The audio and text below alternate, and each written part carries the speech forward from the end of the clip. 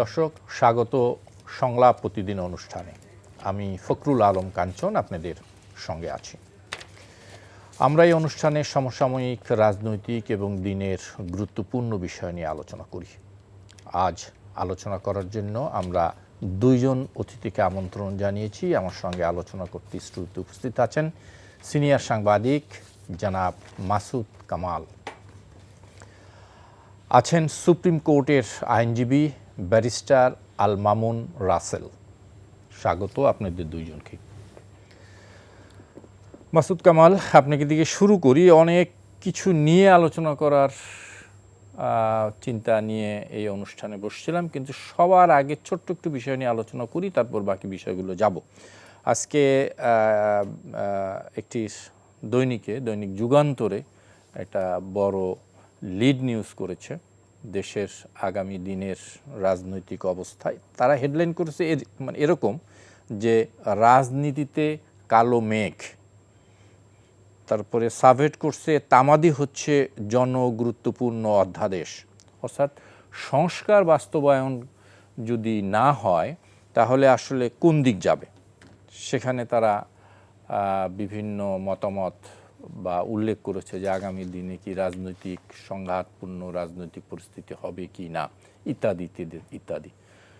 তো শুনতে চাই, কারণ আমরা জানি যে অলরেডি 11 দল কর্মসূচি পালন করেছে এবং এর সাথে বাংলাদেশ রাষ্ট্র সংস্কার আন্দোলন, ওয়ার্কার্স পার্টি, ইসলামী আন্দোলন সহ অন্যান্য দলও অধ্যাদেশ বাতিলের প্রতিবাদে একটা সোচ্চার ভূমিকা রেখেছে এবং তারা বিভিন্ন কর্মসূচি পালনের কথা বলছে।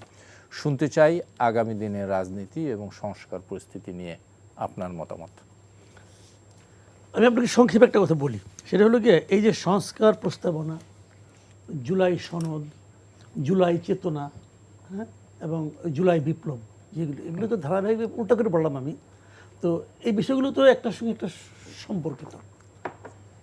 এখন এগুলো নিয়ে এখন যে বিরোধটা তৈরি হয়েছে, বিএনপির সঙ্গে জামাত এনসিপির যে বিরোধটা তৈরি, সরকারি দলের সঙ্গে বিরোধী দলের, এই বিরোধের ভিত্তিটা কি? বিরোধের ভিত্তিটা হলো সরকারি দল বলতেছে যে সংবিধান এটা নাই, সংবিধানে এটা নাই, সংবিধানে ওটা নাই। কথাগুলি কিন্তু অসত্য না, কথাগুলি সত্য। কিন্তু সমস্যাটা হলো কি, আপনি যদি সংবিধান ধরেন তাহলে সংবিধান আপনি কয় জায়গায় ধরবেন? সব জায়গায় ধরেন। আপনি কিছু ধরবেন, কিছু ধরবেন না। আবার যেগুলো আপনার সুবিধা আপনি সেগুলি ধরবেন, যেগুলো আপনার সুবিধা না সেগুলি ধরবেন না।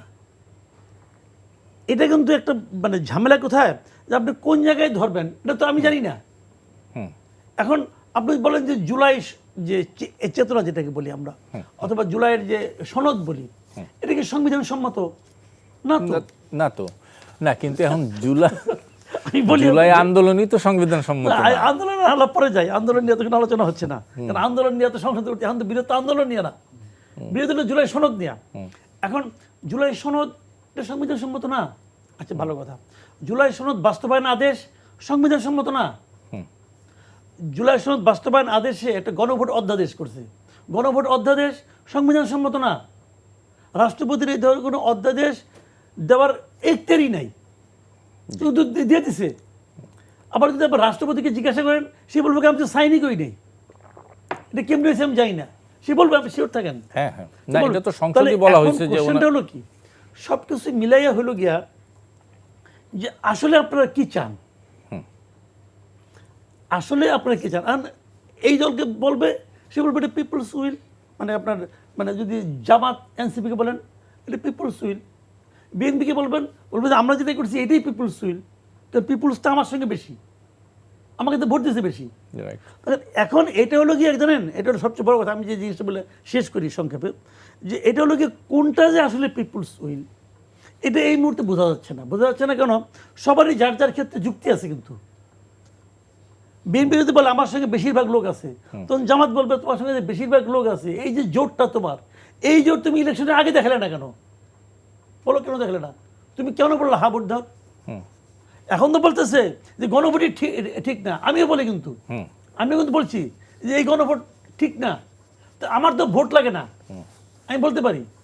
তো আপনারা যদি এত ভোটের আপনি জোট দেখাচ্ছেন, আপনি তখন বললেন না কেন? তখন তো বলছেন হা ভোট দেন। তো যে জিনিসটা ইটসেলফ ইলিগাল, তার পক্ষে আপনি হা ভোট চান কীভাবে? যদি এই প্রশ্ন করে, এই প্রশ্নের জবাব নেই কিন্তু বিএনপির কাছে কোনো।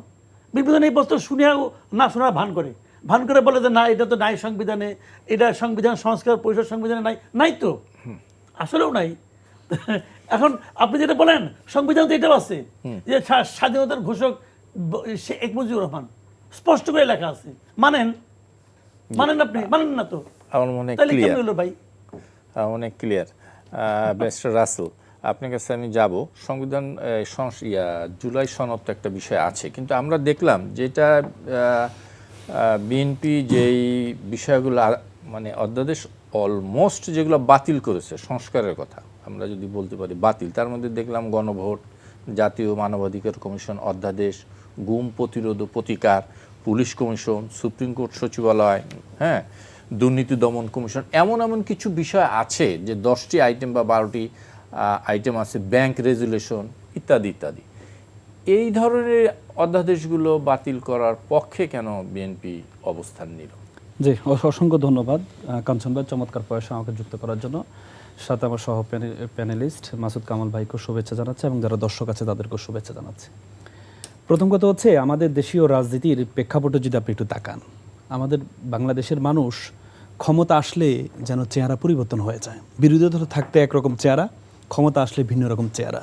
আমরা এর আগে আওয়ামী লীগকে দেখেছি, তত্ত্বাবধায়ক সরকার প্রথা নিয়ে 91 পরবর্তীতে আন্দোলন করেছে, পরবর্তী নিজেরাই এসে ক্ষমতা আসার পরে তত্ত্বাবধায়ক সরকারকে বাতিল করেছে। আমরা যখন বিএনপিকে দেখেছি, তারা যখন বিরোধী দলে ছিল তখন বলেছে সংবিধান ছুঁড়ে ফেলে দেওয়া হবে, আর এখন সংবিধান করে মানে মুখের ফেনা বের করে ফেলতেছে। সংবিধানকে একটা ধর্মীয় গ্রন্থের পর্যায়ে নিয়ে গেছে যে সংবিধান ভায়োলেশন করা যাবে না। তার মানে আমরা ক্ষমতা আসার আগে একরকম, ক্ষমতা আসলে আমাদের ভিন্ন চেহারা বের হয়। বিএনপির ইতিহাসটা কিন্তু তেমনই। আপনি দেখেন 91-তে যখন গণ অভ্যুত্থানের পরে বিএনপি দুইবার ক্ষমতা আসে, একটা আসছে 91-তে আর একটা আসছে 2026-এ। সেখানে গণ অভ্যুত্থানের পরে যখন স্বৈরা শাসকের জাটাকলে যখন আমরা ভয়ঙ্কর অবস্থায় ছিলাম, পরবর্তী 3 জোটের একটা রূপরেখা হয়েছিল। সেখানে কিছু সংস্কারের বিষয় আসছিল, যেমন নির্বাহী বিভাগ থেকে বিচার বিভাগ আলাদা করা, বিচার বিভাগকে স্বাধীন করার বিষয় আসছিল। তখন বলেছে নিরপেক্ষ সরকারের অধীনে নির্বাচনের কথা আসছিল। কিন্তু বিএনপি ক্ষমতা আসার পর 91-তে ক্ষমতা আসার পর এটাকে পুরোপুরি ইউটার্ন নিয়েছিল। আপনি বিএনপির উপর দোষ দিলেন। 96 তো আওয়ামী লীগ ক্ষমতায় এসেছে, তো আওয়ামী লীগ তো আমি আসছি, কিন্তু 91-তে রূপরেখা বাস্তবায়ন করেন। আওয়ামী লীগের পরে 91-তে আপনি তো একটা কমিটমেন্ট দিয়ে আসছেন। আপনি যখন 140টা সিট পেয়েছেন, 10টা সিটের জন্য আপনার ক্ষমতা আসতে পারছেন না। জামাত কিন্তু ওই সময় কিন্তু নিঃস্বার্থ, কোনো ধরনের শর্তবিহীন বলেন নাই যে আমাকে 2টা মন্ত্রিত্ব দিতে হবে, 5টা এই দিতে হবে, সেই দিতে হবে।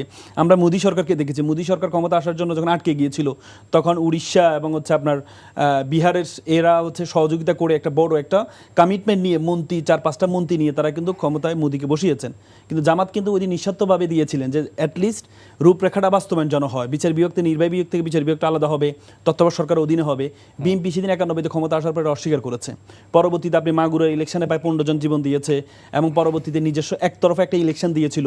পরে বাধ্য হয়ে পরবর্তীতে 96-তে 15 দিন ক্ষমতা থেকে সংবিধান সংশোধন করে পার্লামেন্টের সঙ্গে পাশ করেই পরবর্তীতে কিন্তু তারা কিন্তু পরবর্তীতে আবার নতুন সরকারের কাছে ক্ষমতা দিয়েছে। এবারও আমরা কি দেখতে পাচ্ছি? এবার কিন্তু আন্দোলন ছাত্ররা যখন আন্দোলন করেছে, ছাত্রদের একটা মোটিভ ছিল, ছাত্ররা কিন্তু সব জায়গায় বলেছে রাষ্ট্র সংস্কার চাই। রাষ্ট্র সংস্কার একরকম, আর একটা হচ্ছে নতুন ক্ষমতার। আমরা কিন্তু ক্ষমতা বদলের জন্য ছাত্ররা কিন্তু জীবন দেয় নাই, যে একজনের আওয়ামী লীগকে বাদ দিয়ে নতুন একজন ক্ষমতা আসবে এটার জন্য জীবন দেয় নাই, সংস্কার করার জন্য জীবন দিয়েছে। কিন্তু আমরা কি দেখতে পাচ্ছি? আমরা দেখতে পাচ্ছি বিএনপি ক্ষমতা আসার আগে বলেছে আমি আমার ইশতেহার, আমার 31 দফা এবং গণভোটে যে বিষয়গুলো আছে এগুলো মেনে নিয়ে ক্যাম্পেইনের জন্য বলেছেন। এবং কি জনগণ কিন্তু আপনি দেখেন 67% গণভোটে যে ভোট পেয়েছে, এই ভোটটা কিন্তু শুধুমাত্র জামাতের ভোট বা এনসিপির ভোটে কিন্তু 67% হয় নাই, বিএনপির প্রচুর লোক ভোট দিয়েছে সেখানে। তার মানে আপনি যখন নির্বাচনের আগে আপনি বললেন যে আপনি এটা মেনে নেবেন, কিন্তু নির্বাচন আসার পরে আপনি যে ইউটার্ন নিচ্ছেন, 180 ডিগ্রিতে ইউটার্ন নিচ্ছেন, এটা জাতিকে হতাশ করছে। এবং সবচেয়ে ভয়ঙ্কর বিষয় হচ্ছে গুরুত্বপূর্ণ জায়গাগুলো আপনি দেখেন, সচিবালয় যে অধ্যাদেশ, এই আবার সুপ্রিম কোর্টের যে সচিবালয়ে যে বিষয়টা, যে অধ্যাদেশটা বাতিল করলো, অথচ আপনি জুলাই সংস্কার বাদ দেন, আপনি তাদের যে 31 দফা এবং তাদের যে ইস্তেহারে বলা আছে যে তারা হচ্ছে সুপ্রিম কোর্টের যে সচিবালয় সেটা করবে, তাদের ইস্তেহারের মধ্যে লেখা আছে, কিন্তু সেটা তারা অস্বীকার করছে। এবং কি তাদের ইস্তেহারের মধ্যে গুরুত্বপূর্ণ বিষয়গুলো আপনি দেখেন, তাদের ইস্তেহারের মধ্যে বলা আছে যে তারা কখনো প্রশাসক মানে বিভিন্ন নির্বাচনী এতে কখনো প্রশাসক নিয়োগ করবে না। এবং অন্তর্বর্তীকালীন সরকার যখন প্রশাসকের বিষয়টা যখন আসছিল তখন প্রথম বিরোধিতা করেছিল বিএনপি, কিন্তু অথচ ক্ষমতা আসার পরে পুরো 180 ডিগ্রিতে গিয়ে অন্তর্বর্তী সরকার যতগুলো দিয়েছে তার চেয়ে 3 ডাবল 4 ডাবল বেশি প্রশাসক দিয়ে অথচ তাদের ইশতেহারের এগেইনস্টে গিয়ে দাঁড়িয়েছে। না, কিন্তু ওই সমস্ত জায়গায় ম্যাক্সিমাম জায়গায় তো প্রশাসক ছিল না, ম্যাক্সিমাম সেখানে নির্বাচন আপনি যখন ইশতেহারে বলেছেন, ইশতেহারে একবার কোট এন্ড আনকোট করে বলা আছে, আপনি যদি বলেন আমি আপনাকে পড়ে শোনাতে পারবো, পৃষ্ঠা নাম্বার সহ বলতে পারবো, 11 নম্বর পৃষ্ঠা বলা আছে মৃত্যুজনিত কারণ ছাড়া কখনো বিএনপির প্রশাসক নিয়োগ করবে না। ডিরেক্ট বলেছে, ইশতেহারটা নির্বাচনের 7-8 দিন আগে হয়েছে। আমি আপনাকে কোট এন্ড আনকোট করে দিই, আমি কোট এন্ড আনকোট করে বলতে পারবো। তার মানে আপনি যখন আপনি বাদ দেন আপনি জুলাই সংস্কার, আপনি আপনার ইশতেহারে এগেইনস্টে কেন দাঁড়াচ্ছেন? আপনি আপনার বিএনপির 31 দফা তো দিয়েছে 4-5 বছর আগে। 31 দফার প্রথম দফাটা কি? প্রথম দফা হচ্ছে সংবিধান সংস্কার করবে তারা, অথচ আজকে সংসদের ঝামেলা হচ্ছে কি নিয়ে? সংশোধন হবে নাকি সংস্কার হবে? কারণ সংশোধন হলে আপনি 142 দিয়ে সংশোধন করতে পারবেন, কিন্তু সংস্কার করতে হলে 142 দিয়ে আপনি সংস্কার করতে পারবেন না। আপনাকে করতে হবে গণপরিষদ দিয়ে সংস্কার করতে হবে। কারণ আমাদের সংবিধানের 7V-তে বলা আছে যে আপনি 142 দিয়ে সংবিধান যে বেসিক স্ট্রাকচার আছে এটা পরিবর্তন করতে পারবেন না। বেসিক স্ট্রাকচার কি? এই যে আপনি শেখ মুজিবুর রহমান এই স্বাধীনতার ঘোষক 6ষ্ঠ তফসিলে আছে, এটাকে আপনি 142 দিয়ে পরিবর্তন করতে পারবেন? পারবেন না, এটা বেসিক স্ট্রাকচারের মধ্যে পড়ে গিয়েছে।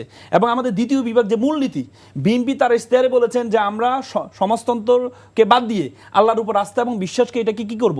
যুক্ত করব। কিন্তু এটা যদি পরিবর্তন করতে, এটা বেসিক স্ট্রাকচার। এখন আপনি বললেন যে বেসিক স্ট্রাকচার কিভাবে নির্ধারণ হলো? 1988 সালে এই পার্লামেন্ট, ওনারা যে পার্লামেন্টকে বলছে পার্লামেন্ট হচ্ছে সার্বভৌম, পার্লামেন্ট কখনো সার্বভৌম নয়। 1988 সালে এরশাদ পার্লামেন্টে পাশ করিয়েছিলেন যে সুপ্রিম কোর্টের বিভিন্ন বেঞ্চ হবে, বিভিন্ন বিভাগে হবে। পরবর্তীতে একটা রিট হয়েছিল আনোয়ার চৌধুরী ভার্সেস স্টেট, সেই রিটটা প্রথমে হাইকোর্ট ডিভিশন খারিজ করে দিয়েছিল, পরবর্তী অ্যাপ্লাইড ডিভিশন এই রিটটাকে অ্যাকসেপ্ট করে সেদিন একটু বেসিক স্ট্রাকচার ইন্ডিয়া থেকে এই আপনার প্রেসিডেন্ট নিয়ে বেসিক স্ট্রাকচার নির্ধারণ করে দিয়েছে। যেহেতু আমাদের ইউনিটারি গভর্নমেন্ট না, তো সুতরাং আমরা চাইলে হাইকোর্ট ডিভিশন বিভিন্ন বিভাগে নিতে পারবো না, তখন কিছু বেসিক স্ট্রাকচার নির্ধারণ করে দিয়েছে। মূলনীতি প্রথম ভাগ, দ্বিতীয় ভাগ সংবিধানগুলো বেসিক স্ট্রাকচারের মধ্যে পারবে। তার মানে অ্যাপ্লাইড ডিভিশন এটা নির্ধারণ করে দিয়েছে। আপনি যে 106 দিয়ে অ্যাপ্লাইড ডিভিশনের মাধ্যমে যে অন্তর্বর্তী সরকার, যে বাবা সন্তান জন্ম দিয়েছে, এই যে সরকার, এই সরকার তো ওই যে অন্তর্বর্তী সরকারের সন্তান, ভূমিষ্ঠ সন্তান, দুইটা সন্তান, একটা হচ্ছে আপনার গণভোট আর একটা হচ্ছে নির্বাচন। দুই সন্তান, এক সন্তান বৈধ আর এক সন্তান অবৈধ হয়ে গেল। কিন্তু যে বাবা 106 অ্যাপ্লাইড ডিভিশনের মাধ্যমে যে বাবা বৈধ হয়েছে, সে বাবা 1989 সালে অ্যাপ্লাইড ডিভিশন আদেশের মাধ্যমে বলে দিয়েছে আপনি 142 দিয়ে 7V সংবিধানের বেসিক স্ট্রাকচার পরিবর্তন করতে পারবেন না আপনি। তো সুতরাং আপনি যে আপনার ইশতেহার, আপনি জুলাই সংস্কার পরে দেন, আপনি ইশতেহারে বলেছেন আপনি সমাজতন্ত্র বাদ দিয়ে আপনি আল্লাহর উপর আস্থা এবং বিশ্বাস যুক্ত করবেন। আপনি কিভাবে যুক্ত করবেন? এই 142 দিয়ে আপনি করতে পারবেন না, আপনাকে গণপরিষদ লাগবে। কিন্তু আপনি গণপরিষদের শপথ নেন নাই। আজকে আইনমন্ত্রী আজকে কি বললো যে গণভোট বাদ যাক, কিন্তু জুলাই সংস্কারকে আমরা পরিপূর্ণ বাস্তবায়ন করব। কিভাবে আপনি পরিপূর্ণ বাস্তবায়ন করবেন? কারণ জুলাই সংস্কার মধ্যে যে বেসিক স্ট্রাকচার পরিবর্তন কিভাবে করবেন আপনি? আপনি তো শপথ নেন নাই, আপনি তো গণপরিষদের শপথ নেন নাই। এই যে রাষ্ট্রপতি, আজকে যে রাষ্ট্রপতি ওয়ার্ডারের মাধ্যমে তো পার্লামেন্ট শুরু হয়েছে, কিন্তু রাষ্ট্রপতি নিজের ওয়ার্ডার নিজে ভায়োলেশন করেছে। রাষ্ট্রপতিকে ইমপিচমেন্ট করা দরকার, কারণ রাষ্ট্রপতি একটা ওয়ার্ডারে বলেছেন যে একটা সংসদ সদস্য দুইটা শপথ নিবে, গণপরিষদের শপথ আর একটা শপথ হচ্ছে আপনার জেনারেল অ্যাসেম্বলি শপথ। কিন্তু এই যে রাষ্ট্রপতি যে শুধুমাত্র পার্লামেন্টকে আমন্ত্রণ জানালো, রাষ্ট্রপতি আমন্ত্রণে তো পার্লামেন্ট শুরু হয়েছে, কিন্তু রাষ্ট্রপতি গণপরিষদের পার্লামেন্টে আমন্ত্রণ জানান নাই কেন?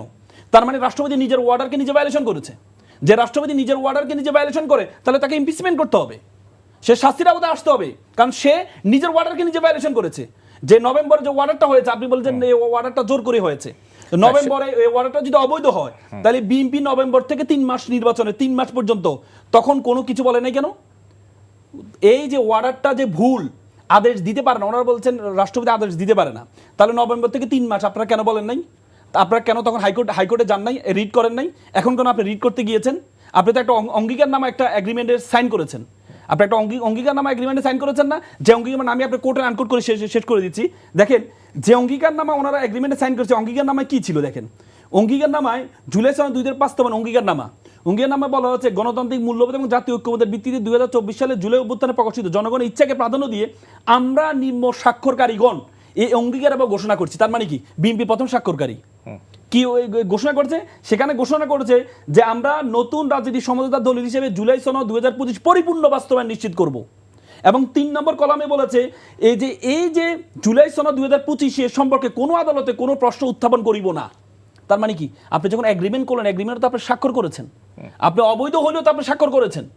আপনি যখন এই এগ্রিমেন্টে স্বাক্ষর করলেন, জুলাই সনদ বাস্তবায়ন করবে না এই কথা কিন্তু আপনি বাস্তবায়ন করবেন কিভাবে? আপনি তো ওয়ার্ডার বাস্তবায়ন করছেন না। আপনি তো ওয়ার্ডার বাস্তবায়ন করছেন না, কারণ ওয়ার্ডারে বলা আছে যে প্রথম দিন 2টা শপথ নিতে হবে। আপনি 2টা শপথ নেন না কেন? আপনি বললেন সংবিধানে নেই। ভাই সংবিধানে কি আছে? মাসুদ কামাল মাত্র বলো সংবিধানে কি আছে? সংবিধানে আজকে যে আমাদের যে স্বরাষ্ট্রমন্ত্রীর কথা চিন্তা করেন, স্বরাষ্ট্রমন্ত্রী ওই দিন এই পার্লামেন্টে দাঁড়িয়ে বললেও যে হচ্ছে স্বাধীনতার ঘোষক হচ্ছে জিয়াউর রহমান, সংবিধানের সম্পূর্ণ ভায়োলেশন করেছে উনি। একটা মন্ত্রী, আপনি জানেন এমপিদের একটা শপথ আছে, মন্ত্রীদের আলাদা একটা শপথ আছে। সেই শপথের মধ্যে বলা হয় যে আমরা সংবিধানকে সংরক্ষণ করব। যে সংবিধানের 6ষ্ঠ তফসিলে বলা আছে যাতে এই স্বাধীনতার ঘোষক হচ্ছে শেখ মুজিবুর রহমান। আপনি যে জিয়াউর রহমান বললেন, তার মানে আপনি মন্ত্রী হিসেবে আপনার শপথ ভঙ্গ করলেন, তার মানে আপনার মন্ত্রিত্ব থাকে না আপনার। তো তখন তো আপনি বললেন না যে আমরা প্রথমে সংবিধানে নিব, প্রথমে সংবিধানে জিয়াউর রহমান সাহেবকে ঢুকাবো, তারপরে গিয়ে আমরা স্বাধীনতার ঘোষক বলবো, এটা তো বললেন না। এখান ক্ষেত্রে কেন বললেন যে একটা মানে আপনার যেটা আপনার সুবিধা মতো এটা মিষ্ট, আর যেটা আপনার বিপরীতে যাবে সেটা দুষ্ট হয়ে যাবে? সেটা তো হয়ে যাচ্ছে। একবার বলেন আপনি সংবিধানে অন্তর্ভুক্ত, তাহলে আপনি জিয়াউর রহমানকে সংবিধানে অন্তর্ভুক্ত করেন, করে তারপর আপনি ঘোষক ঘোষণা দেন, কিন্তু আপনি তো সেটা কেন করেন নাই? আমার মনে হয় একদমই ক্লিয়ার মাসুদ কামাল ভাই, আপনি যদি কিছু বলেন। আমি যে জিনিসটা পয়েন্ট আউট করতে চেয়েছিলাম যে যেটা বাতিল করেছে, যে কতগুলো কমন বিষয় ছিল, সেটার প্রতি কেন এত অনীহা, বিশেষ গুম প্রতিরোধ প্রতিকার। আমি একটা কথা বলি আপনাকে, এই পয়েন্ট টু পয়েন্ট ধরলে সারাদিন আলাপ করা যাবে এবং এর কোনো জবাব নাই। এর কোনো জবাব কেউ দিতে পারবে না, পয়সা কথা। যেগুলো দিবে এগুলো গুজামিলের জবাব, কেউ জবাব দিতে পারবে না। কিন্তু এখন প্রবলেমটা হয়ে গেছে আগে শুরুতে আমি আপনাকে একটু ধারাবাহিকভাবে বলি, সংক্ষেপে বলি। প্রবলেম কোথায় হচ্ছে জানেন? আমাকে ওই দিন বলতেছে একজন, এই যে আমি কিন্তু দেখেন, আমি কিন্তু শুরু থেকেই বলতেছি এই গণভোট আমার পছন্দ হচ্ছে না। আমাকে অনেকে বলে, আপনি বলেন গণভোট পছন্দ হচ্ছে না, তো আগের যে গণভোটগুলি হয়েছে ওগুলি কেমন হলো? দেখেন, আগের প্রত্যেকটা গণভোট যখন হয়েছে, আগে গণভোট হয়েছে 3টা, একটা শাহাবুদ্দিন আহমদের আমলে, একটা হলো এরশাদের আমলে, একটা জিয়ার আমলে। 3টা গণভোটের সময় হয় গণভোটটা সংবিধানে ছিল, না হয় সংবিধান স্থগিত ছিল। এটা কিন্তু রিয়েলিটি আসলে ছিল। আচ্ছা, এখন এই মানে সবচেয়ে বড় সমস্যা যেটা হয়েছে, যেটা ভুল যেটা হয়েছে, এবং ভুলটা হলো অতিরিক্ত মানে পণ্ডিত আছে না, এই যে আমাদের আসিফ নজরুল, এগুলো বিরাট পণ্ডিত, কিন্তু এরা যে যেটা কাজটা করছে, যে বারবার বলার চেষ্টা করতেছে যে আমাদের এটা একটা সাংবিধানিক সরকার, বোগাস। এটা বলার কোনো দরকার ছিল না, এটা বলার কোনো দরকারই ছিল না। প্রথমেই আয়সা নিয়ে বিপ্লবের মাধ্যমে বলেন, আন্দোলনের মাধ্যমে বলেন, একটা সরকার আসছে, একটা দল আগের সরকার পলাই গেছে। ভাই পয়সার কথা অনেকে আবার এটা নিয়ে আলোচনা করে, শেখ হাসিনা তো পলাই নাই। আমাকে পলাই নাই মানে কি, তার কি চ্যাংদুলকে কেউ নিয়ে গেছে? সে তো হাইটে উঠছে, প্লেনে হাইটে উঠছে না, তো সে পড়ালো না কেমন করে? তো এখন বিষয়টা হলো যে চলে যাওয়ার পরে আপনি তো সংবিধানে যদি আপনি এক মুহূর্ত মানেন, তাহলে আপনি এক মুহূর্ত ধরে ক্ষমতা থাকতে পারেন না রে ভাই। 106 সবাই করতেছে যে 106 আলোকে আমরা সংবিধান 106 করছেন, এটা যে একটা বোগাস, এটা কেনা জানে? ওই সময় চিফ জাস্টিস ছিল ক্যান্টনমেন্টে, বলে ফুল কোর্ট থেকে পড়ছে। এটা ভাই পাগলের ভাই, মানে পাগলের ভাই, অন্ধ ভাই কানা, সেও জানে এটা সম্ভব না। কেন মানছে সবাই? মানছে এই কারণে যে আমরা তো এদেরকে পছন্দ করি, আমরা তো চাই একটা সরকার হোক। এটা কিন্তু পিপলস উইল আসলে কিন্তু। আচ্ছা, এখন আমাকে তো তখনই যদি বলতো যে সংবিধান স্থগিত, যা ইচ্ছা তাই করেন আপনি ভাই, কোনো সমস্যা নাই। আবার সংবিধানটা চেঞ্জ করে একবারে সংবিধানটা আপনি জীবিত করেন, প্রবলেম ছিল না তো। তা কিন্তু করে না, এরা বেশি মাতব্বরি করতে গেছে। আচ্ছা, করছে যা করা করছে। এখন যেটা হয়েছে, আমি যেটা বারবার বলতেছি যে আপনারা যা কিছুই করেন ভাই, বিচার কিন্তু আমরা বলি না তুমি যা কিছুই করো ভাই, বিচার কিন্তু আল্লাহর দরবারে দিয়ে রাখলাম। এখন উপরে আল্লাহ, নিচে জনগণ। মানুষ কিন্তু দেখতেছে, মানুষ কিন্তু বুঝতেছে যে আপনি কি বলছিলেন, কি করছেন। মানুষ, এটা হলো সমস্যাটা। যখন কেউ, আমি বারবার, আমাকে অনেকে বলছে কিন্তু যে ইলেকশনের সময় আপনারা অনেকে বলছেন যে প্রিডিক্ট করেন, কে কত আসন পাইতে পারে। আমি বলছি প্রিডিকশন করা যাবে না, আমি তো জ্যোতিষটা। তবে আমি কি চাই সেটা বলতে পারি। আমি বারবার বলছি যে আমি চাই বিএনপি ক্ষমতা আসবে, আমি বুঝতে পারছিলাম। বিএনপি 170 টু 180 এরকম যেন পায়, এর চেয়ে বেশি যেন না পায়। আমি বারবার বলছি এর চেয়ে বেশি যেন না পায়। 200 ক্রস করা মানেই বিপদে পড়া। কে বিপদে বলা? এই বিপদে যে বিপদে আমরা চিরাচিরি করেছি। আজকে যে আচরণটা বিএনপি করতেছে, যদি বিএনপি 170 পাইতো, এই আচরণ করতে পারতো? পারতো না রে ভাই। আপনার সঙ্গে আমি আলাপ করতেছি, বুঝেন না, আপনার সঙ্গে আলাপ করতেছি, আপনার আমার পছন্দ না, আপনার আমি কি করতে উঠে যাবো, আর কিছু করতে পারবো না, আপনাকে মারতে পারবো না। কিন্তু যদি আমাকে এই গ্যারান্টি দেওয়া হয় যে তোমার পকেটে একটা পিস্তল দিয়ে দিলাম গুলি ভর্তি, এবং তুমি যা ইচ্ছা তা করবা, যারে তারে মারবা, কেউ তোমার বিচার করবে না, তাহলে কিন্তু আপনি বেয়াদবি গেলে খবর আসছিল। মানে একদমই ক্লিয়ার, বুঝছেন না? এখন তাদের হাতে আপনি পিস্তলও দিয়ে দিচ্ছেন, মারার যে আছে না, যে আপনার জেমস বন্ডকে বলতো না লাইসেন্স টু কিল, তাকে হত্যা করার দিচ্ছেন, লাইসেন্স দিয়ে দিচ্ছেন। এখন তো যা ইচ্ছে তাই আই করবো। রাসেল ভাই, আমি আপনার সংস্কার নিয়ে আর অন্য কোনো কথা না থাকলে আমি একটু 2-3টি বিষয় আছে সেগুলো নিয়ে আলোচনা করতে চাই। প্রথমে শুরু করতে চাই আজকে নতুন নিয়মে অফিস, ব্যাংক, বিমা সহ অফিস সময় শিশু কার্যকর হয়েছে ডিউ টু জ্বালানি সংকট। পাশাপাশি আগামী বৃহস্পতিবার ক্লাস শিক্ষা প্রতিষ্ঠান অনলাইন বা শারীরিকভাবে উপস্থিতি হয়ে কয়দিন সে বিষয়ে সিদ্ধান্ত আসবে। সব কিছু নিয়ে আমরা যে একটা ক্রাইসিস যাচ্ছে জ্বালানি নিয়ে, শুনতে চাই একটু আপনার কাছ থেকে। জি, ঠিক আছে। আমি এর আগে আপনি যে বললেন এই জুলাই সনদ এবং এটা নিয়ে আমি মাসুদ ভাইয়ের সাথে কয়েকটা জিনিস যুক্ত করেই আমি ওইটাতে যাচ্ছি। জি জি। প্রথম কথা হচ্ছে, আপনি জামাত এনসিপি এখন আন্দোলন করছে, হ্যাঁ, সংসদে তারা চেষ্টা করেছে, যেহেতু 2/3 মেজরিটি, আসলে 67-68 আসন দিয়ে আসলে কিছুই হবে না, হ্যাঁ, সংসদে কথা বলে লাভ নেই, রাজপথে নেমেছে। আমি হাম্বল রিকোয়েস্ট করব জামাত এবং এনসিপিকে, আন্দোলনটা যেভাবে করছে এভাবে করা উচিত, কিন্তু অ্যাগ্রেসিভ না হতে বলবো আমি, উইথ ডিউ রেসপেক্ট। কেন বলছি? কারণ যদি আপনি আবার অ্যাগ্রেসিভ হন, আমরা জানি জামাতের আন্দোলনের ক্ষমতা, আমরা জানি ইতিপূর্বে একা যেভাবে আওয়ামী লীগ রিজিমের এগেনিস্টে তারা আন্দোলন করেছে, হ্যাঁ, আমরা 2010-11 ভারত পরবর্তীতে আমরা যা দেখেছি, এবং বিএনপি আন্দোলন, এবং কি বারবার জামাতকে বিএনপি থেকে আলাদা করার চেষ্টা করা হয়েছে, এবং অনেক সময় এভাবে কমিটমেন্টও বিএনপিকে বলেছে যে আপনারা জামাত ছাড়া সমাবেশে অনুমতি চান, তাহলে আপনাদেরকে অনুমতি দেওয়া হবে, কিন্তু জামাত সহ অনুমতি চাইলে অনুমতি দেওয়া হবে না। তার মানে জামাতকে, এবং কি জামাতকে ইন্টারনালভাবে অনেক অফার দেওয়া হয়েছে, আপনারা বিএনপিকে ছেড়ে দেন, তাহলে আপনাদের এই যে আপনাদের নেতাদেরকে যে ফাঁসি দেওয়া হচ্ছে সেটা থেকে আমরা বিরত আসবো, কিন্তু সেটি হয়নি।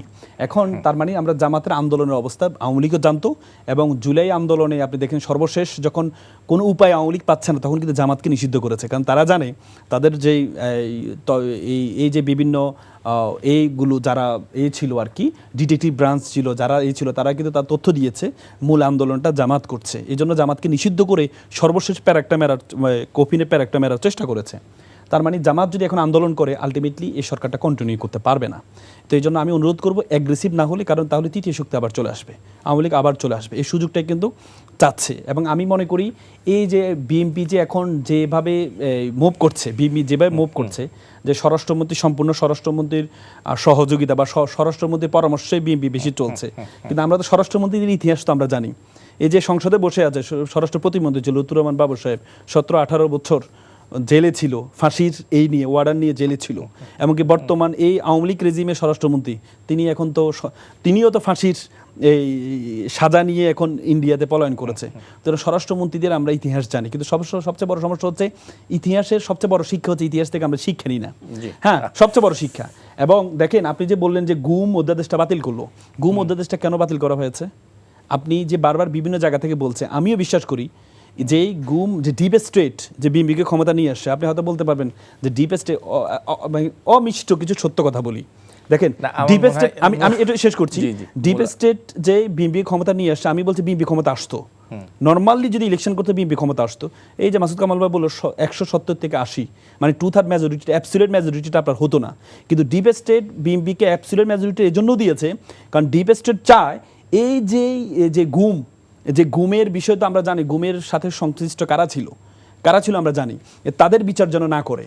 এখন বিচার জন্য অধ্যাদেশ বাতিল করতে হবে। অধ্যাদেশ বাতিল করতে হলে যদি সংসদে যায় 2/3 মেজরিটি যদি না হয়, তাহলে বিএনপি চাইলেও এটা বাতিল করতে পারবে না। এই জন্য 2/3 মেজরিটি দেওয়া হয়েছে অধ্যাদেশটা বাতিল করার জন্য। কিন্তু আপনি দেখেন সবচেয়ে বেশি গুমের শিকার কিন্তু বিএনপি হয়েছে। যে ইলিয়াস আলী যে গুম হয়েছে, তার ওয়াইফ কিন্তু সংসদ সদস্য, কিন্তু এরপরেও গুমের এগেনিস্টে অধ্যাদেশ বাতিল করার মূল কারণ কি? মূল কারণ হচ্ছে যে কমিটমেন্ট। আপনি যে ক্ষমতা আসার আগে যে কমিটমেন্ট দিয়েছেন সেই কমিটমেন্টের কারণেই কিন্তু আজকে এই জিনিসগুলো হচ্ছে। তো সুতরাং আমি মনে করব, আমি অনুরোধ করব বিএনপির প্রতি, আমার কাছে কেন যেন মনে হয়, ওই দিন আমি বলছিলাম একজনকে, আমার কাছে কেন যেন বিএনপি নিজেও মনে করে না বিএনপি ক্ষমতাটা কন্টিনিউ করবে, না হলে এই কাজগুলো করার কথা না।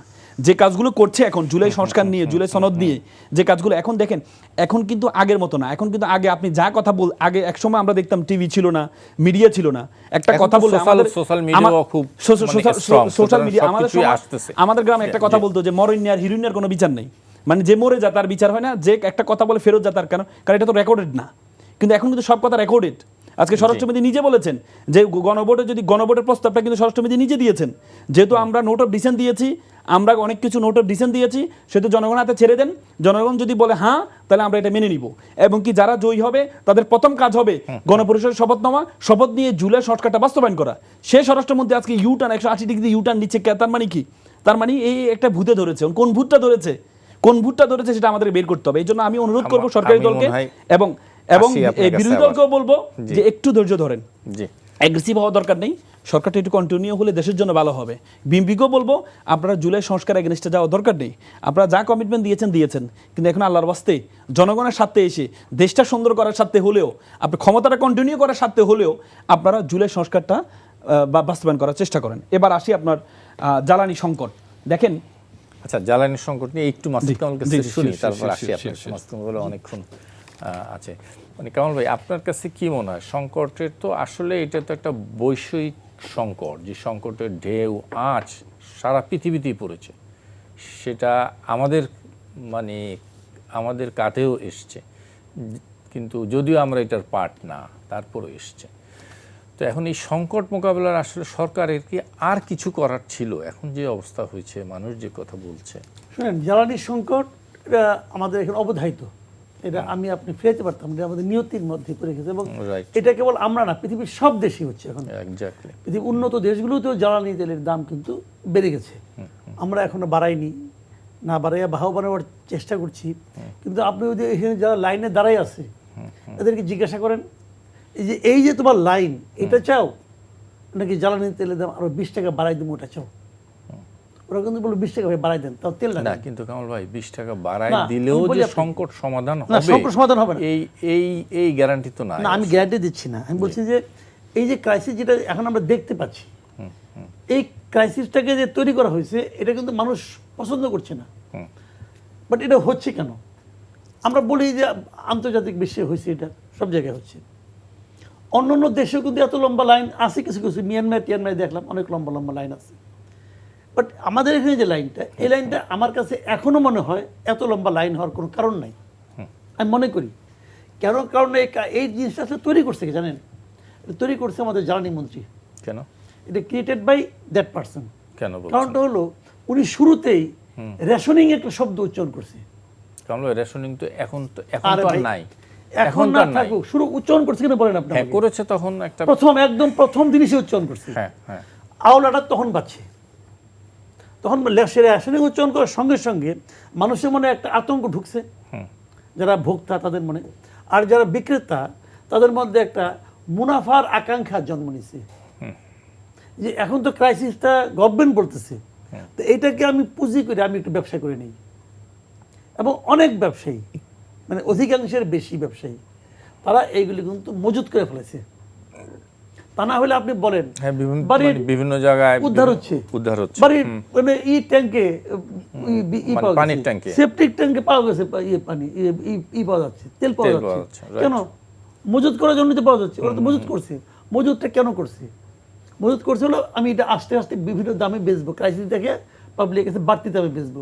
এই মজুতটা তো করার প্রয়োজন ছিল না, কারণ এখনো তো তেল পাওয়া যাচ্ছে। তো কাজেই আমাদের এখানে যে লাইনটা আমরা দেখতেছি, এই লাইনটা হলো বেসিক্যালি পেট্রোল এবং অকটেনের লাইন, কিন্তু এটা বেসিক্যালি। কিন্তু আমাদের যদি মানে আপনার ক্রাইসিস কম হয়, পেট্রোল এবং অকটেনে কম হওয়া উচিত। হ্যাঁ, কারণ ডিজেলে হওয়া উচিত, কারণ ডিজেলই আমাদের আমদানি করতে। তাহলে ডিজেলেতে এতটা কিন্তু হচ্ছে না। ডিজেল এতটা হচ্ছে না দুটা কারণে। এক নম্বর হলো যতটুকু হচ্ছে এটা আমরা দেখতে পাচ্ছি না, কারণ আমরা তো আপনি যখন আপনার রিপোর্টারকে বলেন এই তেলের ক্রাইসিস থেকে রিপোর্ট করো, সে কিন্তু ঢাকার পাম্পগুলিতে যায়, সেটা এখান থেকে নিয়ে আসে। আচ্ছা, কাজে ওটা আমরা অতটা দেখছি না। আর 2 নম্বরটা হলো যে আসলেও জ্বালানি তেল একদমই নাই, এই বাস্তবতায় আমরা এখনো আসি নাই, রাইট। সামনে আসতে পারি। আমাদের ডিজেলের প্রতিদিনের আপনার চাহিদা হলো প্রতিদিন লাগে, এটা হলো আপনার 10,000-12,000 মেট্রিক টন প্রতিদিন লাগে। এটা আমাদের প্রচুর কিন্তু আসলে আছে, যে আপনার যে যত নৌকা আছে সবগুলো তো এখন এই ইঞ্জিন চালিত নৌকা, তো শ্যালো ওখানে কিন্তু ডিজেল লাগে, সেচে লাগে, লাগে, হ্যাঁ, ট্রাকে বাসে এগুলোতে লাগে। এখন এইগুলি আসতেছে, কিছু কিছু পাইপ লাইনে আছে, আসতেছে, এখনো এটা হওয়া উচিত না। তাহলে এটা হয়েছে 2টা কারণে। একটা কারণ হলো মন্ত্রীর প্রথম দিনের মানে মূর্খতা, আর দ্বিতীয় কারণ হলো অসাধু ব্যবসায়ীদের এই যে আপনার লোভ। এই 2টার কারণে আজকে আমরা এটা দেখতেছি। কিন্তু এটা নিয়ে আমি যতই করি না, সরকার একটা ভালো কাজ করছে, সেটা দাম না বাড়াইয়া। সরকার যদি দাম বাড়াইতো, দাম বাড়ানো কিন্তু লজিক ছিল প্রচুর, কিন্তু দাম যদি সে বাড়াইতো তাহলে অসাধু ব্যবসায়ীরা কিন্তু আরাম পাই যেত, এবং তারা যে মজুত করছে এর একটা জাস্টিফিকেশন তাদের মনের মধ্যে তৈরি হইতো যে মজুত করে ভালো করছি। কিন্তু এখন দাম না বাড়ানোতে এরা কিন্তু আসলে বিপদে পড়ে গেছে এখন। কারণ এটা তো মনে করেন, যদি ধরে নেই আমি একটু জাস্ট শোনার জন্য, যদি দাম কমিয়ে দেয়, ক্রাইসিস কি কমাই ধরেন দিলে তো 10 ওদের টাকা মাথা খারাপ হয়ে যাবে। কমাই দিলে তো ব্যবসায়ীদের মাথায় হাত। এবং এটা তবে এখন কিন্তু যারা মজুদদার তারা কিন্তু সবসময় আতঙ্কে থাকে, কিন্তু এই যে বুঝে ধরা তো সহজ, কারণ ওইখান থেকে পাম্প থেকে তেলটা সরাইছে, ভাই ওর বাড়ি চাকর বাকর তো দেখছি, দেখছে না, গ্রুপ আছেই, ধরা দিচ্ছে কিন্তু ভালো। মানে আমি দেখলাম যে 2 লাখ গেল নাকি এর মধ্যে একদিনই উদ্ধার করছে। এটা কিন্তু একটা বিপদ কিন্তু, এবং সরকারের উচিত হবে এগুলিকে এটা তো আপনি নষ্টও করতে পারবেন না, তো পানিতেও ঢালতে পারবেন না, তেল তো কি করবেন, ভয়ঙ্কর অবস্থা কিন্তু। তো এদেরকে আমি মনে করি গভর্নমেন্টের উচিত এদের বিরুদ্ধে কঠিনতম সাজার ব্যবস্থা করে, যেমন ওদের লাইসেন্স বাতিল করে দেওয়া উচিত, যারটা ধরা পড়বে তার লাইসেন্স বাতিল। এটা তাদের একটা বড় শিক্ষা, এটা গভর্নমেন্ট করতে পারে। কিন্তু আমার মনে হয় যেটা যে এই আপনি দাম না বাড়িয়ে কিন্তু লম্বা সময় পারবেন না, পারবেন না, মানে আপনার এত টাকা নাই। এইটা কতদিন টানবে, একটু শুনে আসি। বেস্টার রাসেল, আপনার মতামত। দেখেন, প্রথম কথা হচ্ছে এই আপনার এই যে আমরা দেখেছি অকটেন, পেট্রোল, ডিজেল এগুলোর দাম বাড়ায় নেই, হ্যাঁ, কিন্তু এলপিজির দাম বাড়াইছে। অকটেন, ডিজেল, পেট্রোল এগুলো ব্যবহার করে কারা? বড় লোক না, ডিজেলটা একদমই বড় লোক না, অকটেন পেট্রোলের কথা বলো। অকটেন পেট্রোল কে ব্যবহার করে? বড় লোকরা ব্যবহার করে। বড় লোক মানে যাদের প্রাইভেট কার আছে তারা বাড়াইলেও তারা সেম ব্যবহার করবে, বাড়াইলেও আপনি হচ্ছে কি এই তারা ব্যবহার করবে। কিন্তু আপনি এলপিজি কারা ব্যবহার করে? সব ধরনের একটা বুয়া পর্যন্ত, কারণ ঢাকা শহরে যে গ্যাসের যে সংকট, এলপিজি একটা বুয়া পর্যন্ত ব্যবহার করে, কিন্তু আপনি গরিবের মাথার উপর দিয়ে দিলেন। কিন্তু এলপিজি যেটা হয় সেটা হলো যে ডলারের কারণে আপনার দামটা না সেটা তো একটা জিনিস আছে। আরেকটা জিনিস হলো যে আন্তর্জাতিক মার্কেটের দামও যেরকম বেড়েছে, কিন্তু প্রতি মাসেই এটা সমন্বয় হয়, বাড়ে কমে বাড়ে, এটা প্রতি মাসেই করে, প্রতি মাসে সমন্বয় হয়, কিন্তু সবকিছুরই বাড়ে। এই এখন বর্তমানে বিশ্ব সংকটে অকটেন, পেট্রোল সবকিছুর দাম কিন্তু বেড়েছে। আপনি তো ওইটা বাড়ান নেই, আপনি বাড়িয়েছেন কোনটা? যেটা সাধারণ মানুষের কাতারে যেটা, সেটা বাড়িয়েছেন, কিন্তু আপনি সেটা না করার দরকার ছিল। এখন তারপরে দেখেন আপনি মজুদ, এই যে পেট্রোল, অকটেন, এটার এই কারণ কি মজুদ করছে না, তো আপনি বৃদ্ধি না করার কারণে একটা সুবিধা হয়েছে, যারা মজুদ করেছে তারা তাদের মাথায় বাড়ি পড়েছে, কিন্তু যারা মজুদ করেছে তারা জানে আজ হোক কাল হোক আপনি বাড়াবেন, তারা কিন্তু ধরে রেখেছে, কারণ আজ হোক কাল হোক আপনাকে বাড়াতে হবে।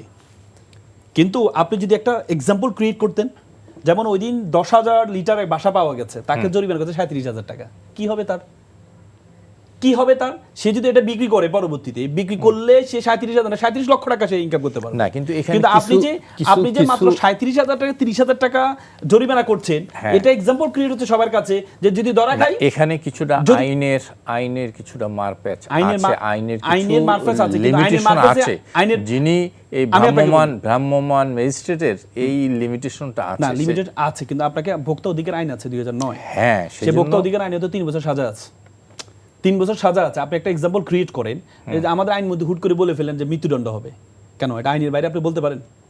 আইনমন্ত্রী আইন তো সবচেয়ে ভালো বুঝেন, আপনি অ্যাটর্নি জেনারেল ছিলেন বাংলাদেশের, আপনি বললেন এটা যারা মজুদ করবে তাদের মৃত্যুদণ্ড শাস্তি। মৃত্যুদণ্ড কোথায় পেলেন আপনি? আমাদের ভোক্তা অধিকার আইন 2009 হয়েছে সর্বোচ্চ 3 বছর। তারপর আপনি পেনাল কোড বলেন, অন্য যত আইন দেখেন, সব আইনে সর্বোচ্চ 3 থেকে 4 বছর জরিমানা।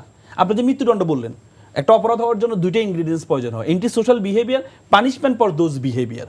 আপনি যে মৃত্যুদণ্ডের কথা বলে দিলেন, তার মানে কি আপনি আইনের বাইরে কথা বললেন, আপনি তো আইন সংশোধন করেন নাই। না, সেটা হয়তো কিন্তু করেন নাই, আপনি সেটা এটা না করে আপনি এক ধরনের বিদ্যমান আইনের প্রতীকী মধ্যে অর্থে যে কঠিন আপনি- সতর্কতা দেওয়ার না, না, জন্য তার হয়তো মানে কি আপনি কি মৃত্যুদণ্ড দিতে পারবেন? আপনি যে বলে ফেলেন আইনমন্ত্রী, তো এটা আমি বলতে পারি, আপনি বলতে পারেন, কিন্তু একটা আইনমন্ত্রী বলতে পারে যে মৃত্যুদণ্ড হবে? এটা স্বরাষ্ট্রমন্ত্রী বলতে পারে হুমকি দিয়ে, কিন্তু আইনমন্ত্রী বলতে পারে, আইনের বাইরে কথা বলতে পারে, উনি বলতে পারে যে মৃত্যুদণ্ড। উনি তো ওই দিন সংসদে আমাদেরকে আইন শিখাচ্ছে না, জেনারেল ক্লোজেস অ্যাক্ট শিখাচ্ছেন না আমাদেরকে, যে আপনারা জেনারেল ক্লোজেস অ্যাক্টটা পড়ে আসেন। জেনারেল ক্লোজেস অ্যাক্টের কি আছে? জেনারেল ক্লোজেস অ্যাক্টের আলোকে উনি বলছেন যে যিনি অর্ডার দিবেন তিনি আবার অর্ডার বাতিল করতে পারেন, এটা বলা আছে। কিন্তু জেনারেল ক্লোজেস অ্যাক্টের উপরে আমাদের সংবিধান প্রিভেল করে, এটা 7(2)তে আমাদের সংবিধানে বলা আছে, যত আইন থাকবে সংবিধান তার ঊর্ধ্বে যাবে, যত আইন থাকবে। তার মানে আমাদের আইন শিখাচ্ছে না। তো আইন যদি উনি শিখাতেন যান, তাহলে উনি কিভাবে বলে যে মৃত্যুদণ্ড হবে? তার মানে এটার বিপরীতে আপনি এটা না করে বিদ্যমান যে আইন আছে এই আইনের আলোকে আপনি যদি একটু সাজাটা একটু এক্সাম্পলের সাজা নিশ্চিত করতে পারতেন। এই যেমন মাসুদ কামাল ভাই বললেন আপনি লাইসেন্সটা বাতিল করে দেন, আপনি লাইসেন্সটা বাতিল করে দেন, একটা এক্সাম্পল ক্রিয়েট হোক, এটা মিডিয়াতে ভালো করে প্রচার করেন। যারা মজুত করেছে তারা কি চিন্তা করবে যে আমার লাইসেন্স বাতিল হয়ে যাবে বা বড় ধরনের ব্যবসা করতে গিয়ে পুরো ব্যবসাটা হারাবো। কিন্তু কেন করছেন না? কারণ এই সিন্ডিকেটগুলোর সাথে সবাই জড়িত। এই সিন্ডিকেটগুলো পুরো রাষ্ট্র কর্নার টু কর্নার, একবারে টপ টু বটম রাজনৈতিক দলগুলো এই সিন্ডিকেটের সাথে জড়িত। কারণ একটা যে পাম্পগুলো 5টা 10টা পাম্প আছে একটা উপজেলায়, বেশিরভাগ পাম্পের লাইসেন্স নেই। আপনি খোঁজ খবর নিয়ে দেখেন, তাদেরকে জিজ্ঞেস করা হয়েছিল, ওই দিন পত্রিকা আমি দেখলাম, তাদেরকে জিজ্ঞেস আপনার লাইসেন্স করে এতদিন পর্যন্ত আমরা যিনি এমপি ছিলেন তাকে ম্যানেজ করে আমরা এটা করেছি, এতদিন পর্যন্ত যিনি এমপি ছিলেন তাকে আমরা ম্যানেজ করে করেছি। তার মানে লাইসেন্সগুলো অনেকগুলোর পাম্পে লাইসেন্স নেই। তার মানে তারা জানে যে এই যে আমি যত ধরা খাই আমার তো আছেই, ওনাদেরকে একটু ম্যানেজ করতে পারলেই সব কিছু হয়ে যাবে। তার মানে আপনি যদি দেশকে স্থায়ীভাবে সংকট থেকে মোকাবেলা করতে হয় তাহলে আপনাকে এক্সাম্পল ক্রিয়েট করতে হবে। আমরা দেখেন আমাদের এই যে ট্রান্সপোর্টে আমাদের ট্রান্সপোর্টে আমরা যে সবসময় এই অনিয়ম করি, কিন্তু ক্যান্টনমেন্টে ঢুকলে আমরা নিয়ম করি কেন? কারণ আমরা জানি তাৎক্ষণিক শাস্তি পাবো। হ্যাঁ, না, ওখানে শাস্তি পাবো আর ওখানে আইনটা মানা হচ্ছে এখানে আমরা একদম। জানি যে শাস্তি পাবো না আমি। কিন্তু আপনি বিদেশে যান, এই সেম লোকগুলো বিদেশে যখন ড্রাইভিং করতে যায়, সাথে সাথে সে যখন কোনো ভুল করে সাথে সাথে তার মোবাইলে মেসেজ চলে আসে যে আপনার এত টাকা ফাইন, সে জানে তাৎক্ষণিক শাস্তি পাবো। আর আমরা জানি যে আমার তো শাস্তি হবে না যদি ধরে পুলিশ, আর ধরলে পুলিশকে একটু ম্যানেজ করা তো যাবে। তার মানে কি এই আইনটাকে আপনি বাস্তবায়ন করতে পারছেন না বলেই এই সংকটগুলো তৈরি হচ্ছে। মাসুদ কামাল ভাই, আপনার কাছে আর একটু দু একটা বিষয় আছে, ছোট্ট করে একটু আলোচনা করে আমরা শেষ করব। আমরা জানি যে হামের আক্রমণ নিয়ে, প্রাদুর্ভাব নিয়ে সারা দেশে এক ধরনের আতঙ্ক তৈরি হয়েছে এবং বেশ কিছু শিশুর মৃত্যু হয়েছে। আজকে সরকারের পক্ষ থেকে 30টি উপজেলায় হামের টিকা কার্যক্রম শুরু হয়েছে। কিন্তু যেটা আমরা লক্ষ্য করলাম যে 2019 সাল থেকেই মূলত এই হামের টিকা অনিয়মিতভাবে দেওয়া হচ্ছে। এই কার্যকারিতা আমাদের গত সরকারের সময়, ইভেন কি ইন্টেরিয়রের সময় এটা কার্যকর করা হয় নাই।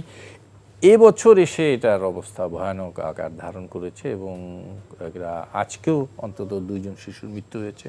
ইতিপূর্বে তো প্রায় 100 শিশু প্রাণহানির ঘটনা ঘটেছে।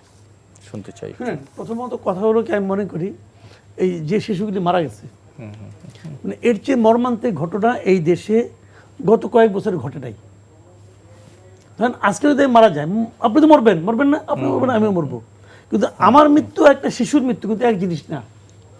কারণ আমি যা দেবার এই দেশকে, এই মাটিকে, আমার ফ্যামিলিকে আমি মোটামুটি দিয়ে ফেলাইছি, আমি এখন শেষ পর্যায়ে আছি। স্বাস্থ্য অধিদপ্তর থেকে বলা হয়েছে গত 22 দিনে সরকারি ভাষ্য যে 113 শিশুর মৃত্যু হয়েছে। তাহলে আপনি বলেন এই যে শিশুগুলি, এরা যে কি দিতে পারতো এই সোসাইটিকে, আমি কেউ জানি না। রাইট। তাহলে আমি কিন্তু এখন কিন্তু সোসাইটি বলতে গেলে বোঝা, আর ও হলো একটা সম্ভাবনা। এই যে আপনার মার সারেছে, এই মৃত্যুগুলির কোনো বিচার হবে না। এই প্রত্যেকটা হত্যা মামলা হওয়া উচিত, প্রত্যেকটা সরকারের বিরুদ্ধে হত্যা মামলা, সরকারে যেই থাকুক আমি জানি না, এবং যার আমলে তাকে টিকা দেওয়ার কথা ছিল, যে টিকা দেয় নাই, সেই সরকারের বিরুদ্ধে মামলা হওয়া উচিত। সেই সরকারের স্বাস্থ্য উপদেষ্টা, স্বাস্থ্যমন্ত্রী থেকে শুরু করে প্রধান উপদেষ্টা, প্রধানমন্ত্রী, সবাইকে আর আসামি করা উচিত। যদি জুলাই আন্দোলনে একটা ঘটনা, একজনের পায়ের মধ্যে গুলি লাগছে, তার রাবার বুলেট, এটার জন্য যদি 198 জন আসামি হইতে পারে, তাহলে এই 90 জনকে শিশুকে 113 জনকে মারলেন শিশুকে, তো সব শিশু, এটা কোনো বিচার হবে না? বিচার হওয়া উচিত। জবের থেকে এটা বন্ধ, তবে কে ছিল প্রত্যেককে এর আসামি করে একটা শাস্তি হওয়া উচিত। এটা হলো 1 নম্বর কথা। 2 নম্বর কথা হলো দেখেন, হাম কিন্তু একটা কিউরেবল ডিজিজ। রাইট। এই রোগের চিকিৎসা আছে, হ্যাঁ, চিকিৎসা নাই তা না। কিন্তু এখন হামের 113 জন মারা গেছে, আমি কালকের থেকে হামের টিকা দেওয়া শুরু করে দিলাম, এতে কিন্তু যারা রোগী হয়েছেন তাদেরও কোনো লাভ হবে না, যারা আগামী 2-1 বছর রোগী হবেন তাদেরও কোনো লাভ হবে না। এটা লাভ হবে এখন যারা দিচ্ছেন তাদের লাভ হবে। তো সেই ক্ষেত্রে এইটা কিওর কিভাবে করা যায়, কিভাবে মৃত্যুর সংখ্যাটা কমানো যায় সেই চেষ্টা করতে, মৃত্যুর যে রেটটা এটা কীভাবে কমানো যায় সেই চেষ্টা করতে হবে। যেহেতু এটা কিউরেবল ডিজিজ এবং এটা কিন্তু কেবল ম্যানেজমেন্ট, আমি হেলথ বিট অনেকদিন কাজ করছি কিন্তু রাইট, আমি জানি হাম কিন্তু জটিল কোনো রোগ না, যদি আপনি ঠিকঠাক মতো শুরুর থেকেই এটাকে ম্যানেজ করতে পারেন। এবং ইন্টারেস্টিং জানেন, এটা কোনো ভালো ওষুধ লাগে না, কেবলমাত্র প্যারাসিটামল আর ভিটামিন এ, আর কিছু লাগে না। আর হলো ম্যানেজ করা, ম্যানেজমেন্ট, ঠান্ডাতে রাখা কীভাবে করা, পানি খাওয়ানো, অতিরিক্ত খাবার কীভাবে, এইগুলি কিন্তু ম্যানেজমেন্ট। ম্যাক্সিমাম ক্ষেত্রে দেখা গেছে কামাল ভাই যে জ্বর হচ্ছে, জ্বর হওয়ার পর ওই ম্যানেজমেন্ট ঠিক মতন না করার কারণে ওইটা নিউমোনিয়া নিয়ে হয়ে তারপর মারা যাচ্ছে। মানে হাম কোনো জটিল রোগ নাই। এবং আমাদের আমি মনে করি, আমি শেষ করে দিই, এই ম্যানেজমেন্টের জন্য সরকার এই মুহূর্তে ডাইভ দেওয়া উচিত। যে আমাদের বর্তমানে এক স্বাস্থ্যমন্ত্রী আছেন কিন্তু উনি অতি উত্তেজনায় নাকি অতি উৎসাহে নাকি অতি আনন্দে আমি জানি না, আর সেদিকে কিন্তু বলে ফেলেছিলেন এখন থেকে রোগীরা ডাক্তারের পেছনে দৌড়াবে না, ডাক্তাররা রোগীর পেছনে দৌড়াবে। তো ওনাকে বলি ভাই কথাবার্তা যা বলছিলেন ওটা কিছু বলার না, ওটা হাসাহাসি করে লাভ কি? আপনি বরং আপনার ডাক্তারদের এখন এই হাম রোগাক্রান্ত শিশুদের পেছনে দৌড়াতে বলেন। 50 জন রোগী আছে, যদি একজন ডাক্তার সময় দেয় ওই 50 জনের মধ্যে 50 জনই ভালো হয়ে যাবে। এই কাজটা করতে বলেন ভাই। জি রাসেল, একটু শুনতে চাই এই ব্যাপারে। আর একটা বিষয় আছে আপনার সাথে আমি আসবো, সেটা নিয়ে আপনি। আচ্ছা দেখেন, প্রথম কথা হচ্ছে হাম সংকটটা কিন্তু হামের টিকা বন্ধ 2019 সাল থেকে বন্ধ করে দিয়েছে। হামের টিকাটা প্রথম ডোজ দিয়েছিল, দ্বিতীয় ডোজটা দেওয়া হয়নি। এবং কি আপনার ডিসেম্বরে কিন্তু করোনা পরবর্তীতে অবস্থাটা হয়েছে, এই করোনা টিকার ক্ষেত্রে তখন হামটাকে আমরা মাইনাস ফর্মুলা নিয়ে গিয়েছিলাম। কিন্তু অন্তর্বর্তীকালীন সরকার আমলে ডিসেম্বর থেকে কিন্তু এটা একটা প্রাদুর্ভাব, বারবার স্বাস্থ্য অধিদপ্তর থেকে বা বিভিন্ন জায়গা থেকে কিন্তু বলা হচ্ছিল যে একটা সংকট তৈরি হবে, বা তখন থেকে কিন্তু আক্রান্ত হওয়া শুরু করেছে। কিন্তু আক্রান্ত হওয়া শুরু করার পরে আমরা দেখেছি স্বাস্থ্য মহাপরিচালক 3বার পরিবর্তন হয়েছে, 3বার এই টাইমে 3বার পরিবর্তন করেছে। তাহলে এটা নিয়ে তো একটু কনসার্ন দিতে হবে। এবং কি সবচেয়ে বড় অ্যালার্মিং হয়ে দাঁড়িয়েছে, আমরা ডিসেম্বর থেকে জানি সরকার আসার পরেও কিন্তু তখন বারবার বলা হয়েছে এটা কিন্তু ভয়ঙ্কর আকার ধারণ করছে, কিন্তু আমরা কি দেখতে পাই এখন আমাদের টিকার সংকট, টিকা নেই। না টিকা তো শুধুমাত্র এটা না, শুধু হাম সহ প্রায় 10টা রোগের শিশু যে টিকা, সেই টিকাটা এখন নেই। এবং কি আমরা আসলে দেখেন, প্রথম কথা হচ্ছে উন্নত বিশ্বে আমরা কি দেখি, উন্নত বিশ্বে যদি একজন শিশু মারা যায় বা কোনো একটা ক্ষেত্রে মন্ত্রীর সাথে সাথে পদত্যাগ করে নেয়। আর হচ্ছে 113 জন মারা গিয়েছে, 113 জন মারা গিয়েছে। এই যে টিকা নেই, আপনি টিকার পিছনে আপনি দেখেন, আপনি এই যে 113 জন শিশু মারা গেল, মানে 113 জনের ভবিষ্যৎ পরিবার, 113টা পরিবার তার সন্তান হারা হলো। আপনি কি দেখেছেন এখনো পর্যন্ত বড় ধরনের অ্যালার্মিং জাতির বড় সংকট হিসাবে এটাকে উপস্থাপন করা হয়েছে? করা হয়নি। সবগুলো মিডিয়া চুপ, কিন্তু সবগুলো মিডিয়া চুপ। এবং কি তা নিশ্চয়ই তা না, অ্যালার্মিং বলা হচ্ছে, উদ্যোগও আছে। এবং সরকার আমরা যেটা দেখলাম, সরকার কিন্তু উদ্যোগ নেওয়ার কারণেই কিন্তু আজকে টিকা এনে টিকা দেওয়া কার্যক্রম শুরু করতে পেরেছে। আপনি 113 জন মৃত্যুবরণ করেছে, আপনি এটা তো একটা বড় ভয়ঙ্কর একটা ধরতে হবে না আপনাকে। 113 জন শিশু, যদি ব্যক্তি বিদ্যা মানুষ মারা যাক, তার বিদ্যা বয়স শেষ হয়ে গিয়েছে। উন্নত বিশ্বে অনেক সময় বিদ্যা যারা হয় তাদেরকে একটা পর্যায়ে মানে জনগণের কাতার থেকে বের করে দেওয়া হয় যে এরা তো এমনি মারা যাবে, কিন্তু একটা শিশু পুরো জীবনটা তার রয়ে গিয়েছে, যে এতগুলো মানুষ মারা গেল। আপনি দেখেন 25-26-এ আমাদের 25 এই সরকারের উপরে আমরা দিতে পারবো না। আমি কেন দিচ্ছি, 25-26-এ আমাদের যে বাজেট, অন্তর্বর্তীকালীন যদিও সরকার বাজেট দিতে পারে না, তারপরে বাজেট দিয়েছে অন্তর্বর্তী সরকার, আপনার ডক্ট্রিন অফ নেসেসিটির কারণে দিয়েছে। সেই বাজেটের কিন্তু এই টিকা এবং স্বাস্থ্য খাতের যে শিশুদের ক্ষেত্রে এটা কিন্তু বাজেটের মধ্যে ছিল। সেই বাজেটের মধ্যে থাকার পরেও আমরা দেখেছি ফ্যামিলি কার্ড নিয়ে তাড়াহুড়া করছে। ফ্যামিলি কার্ড কি বাজেটের মধ্যে ছিল? 25-26-এ কি ফ্যামিলি কার্ড ছিল? আপনাদের ফ্যামিলি কার্ড অন্য খাত থেকে টাকা নিয়ে এসে ফ্যামিলি কার্ডের আপনি এটা দিলেন, তাড়াহুড়া কেন? আপনি তো তখন জাতীয় সংকট দিয়ে তাকাইতে হবে। ওইটা নির্বাচনী অঙ্গীকার ছিল, সেই অঙ্গীকার বাস্তবায়নের জন্য। আচ্ছা আমাকে আপনি বলেন, আপনি অঙ্গীকার ছিল, কিন্তু 25-26-এ যে বাজেটের মধ্যে কি এই টাকাটা কোথা থেকে আসবে ছিল? এটা ছিল না। তার মানে আপনার দরকার ছিল কি, সংসদ ছিল, সংসদে পাশ করা। যে আমি অমুক বাজেট থেকে টাকা নিয়ে এসে না, আমি অমুক বাজেটে নিব। এইটা কিন্তু আপনি- পরবর্তীতে পাশ করে নিবে, এটা না, আগে আপনি কাজ করার পর পাস করে নেবেন আপনি। হ্যাঁ, কেন? হ্যাঁ, করে নেবেন। আগে আপনি পাস করবেন। আপনি যখন বিতরণ করছেন তখন তো এইটাই- সংসদ চলমান। এইটাই জরুরি আপনি না যখন- যে আগে পাশ করে নিতে হবে। না, আমার অবশ্যই জরুরি। না না জরুরি আপনি না। আমি আপনি পরেও করতে পারবো। আপনি একটা খাত থেকে আরেক খাতে যদি টাকা নিতে হয়, আপনাকে সংসদ চলমান থাকলে সংসদে উত্থাপন করতে হবে যে আমি, আপনার তো 2/3 মেজরিটি আছে, পাশে এমনি অটোমেটিকলি হবে। আপনাকে উত্থাপন করতে হবে। একটা বাজেট থেকে একটা খাত থেকে আরেক খাতে নিয়ে যাচ্ছেন আপনি, কারণ 2025-26 যে বাজেট, সেই বাজেটের মধ্যে এটা ছিল না। তো তাহলে আপনি যখন একটা সংকটের, গুরুত্বপূর্ণ সংকটের দিকে না তাকিয়ে আপনি আপনার ইশতেহারের পালনের দিকে তাকান, তাহলে তো দেশের সংকটের মধ্যে পড়বে। অথচ আমরা কি দেখতে পাই, আমরা বাংলাদেশে দেখতে পাই এত বড় একটা সংকট তৈরি হয়েছে বাংলাদেশে, আর আমরা বিভিন্ন মিডিয়াতে বিভিন্ন প্রচার দেখি কি সিনেমা হলে মুভি দেখতে যাচ্ছেন। এটা তার অভিভাবক হিসেবে পারেন না আপনি?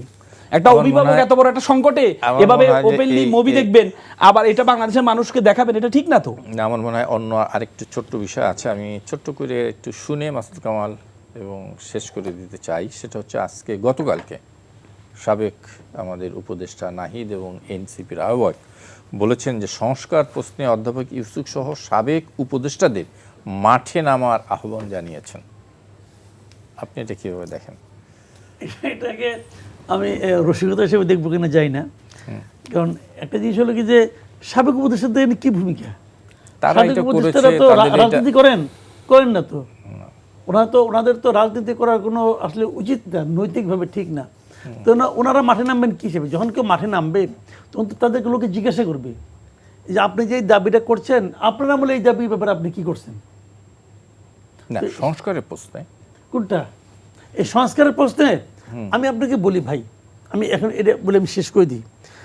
জুলাই আন্দোলন, জুলাই চেতনা, জুলাই সনদ, এই তিনটা জিনিস করতে পাশাপাশি এখন আমি আপনাকে বলবো এই তিনটা কিন্তু সমার্থক নয়।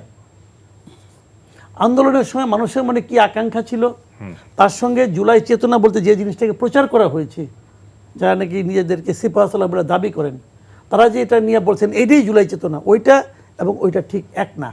আবার ওনারা যেটা প্রচার করেছেন সেইটা এবং সংস্কারের পর সংস্কার ওই প্রতিবেদনগুলো প্রকাশিত হওয়ার পর যে জুলাই সনদ, এই তিনটাকে সমার্থক ভাইবেন না।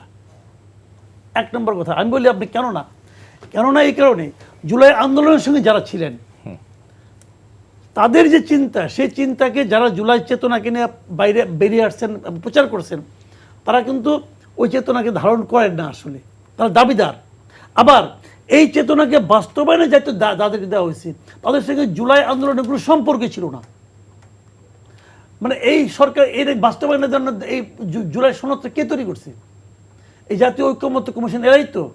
এখানে যারা ছিল তাদের মধ্যে 80% লোকের সঙ্গে জুলাই আন্দোলনের কোনো সম্পর্ক নাই, এরা সবাই সুবিধাভোগী। এই সুবিধাভোগী লোকগুলো সবসময় সুবিধাভোগী। আগামীতে আরেকটা গভর্নমেন্ট দেখবেন এইগুলি আসবে, আবার এই বদিউল আলম মজুমদার এইগুলি আসবে, এরা সব সুবিধাভোগী কিন্তু। এবং এরা নিজেদের আখেরটা গুছাই নিচ্ছে এবং নিজেদের এনে নাপতালি ফলাইছে, কিছু বিদেশ থেকে কিছু লোককে ভাড়া করে। ওইগুলি কই? ওই লোকগুলি কই?